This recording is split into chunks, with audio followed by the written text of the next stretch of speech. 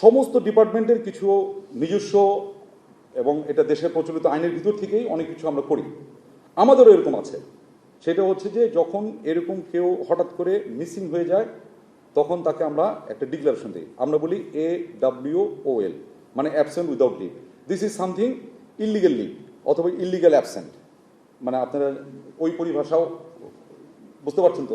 আমার আর্মি পরিভাষা হচ্ছে AWL, আপনার পরিভাষা হচ্ছে ইলিগাল অ্যাবসেন্ট। ইলিগাল অ্যাবসেন্ট হওয়ার সাথে সাথে আমাদের একটা নিয়ম আছে, সেই অনুযায়ী তাকে আমরা ইলিগাল অ্যাবসেন্ট হিসেবে ঘোষণা করা হয়ে গেছে অফিসিয়ালি। এবং তার এটা ইলিগাল অ্যাবসেন্ট ঘোষণা করার পরে যে প্রসেস যেগুলো আছে, আমাদের কিছু প্রসেস আছে, কোথায় কোথায় ওয়ারেন্ট ইস্যু করতে হবে সেগুলো আমাদের একটা অ্যাপেন্ডিক্স আছে। ওই অনুযায়ী এটা আমাদের সরকারিভাবে আমাদের যে দপ্তর এটার সাথে জড়িত তারাও এটা ইস্যু করেছে। এটা ঘটনা হলো 10 তারিখ।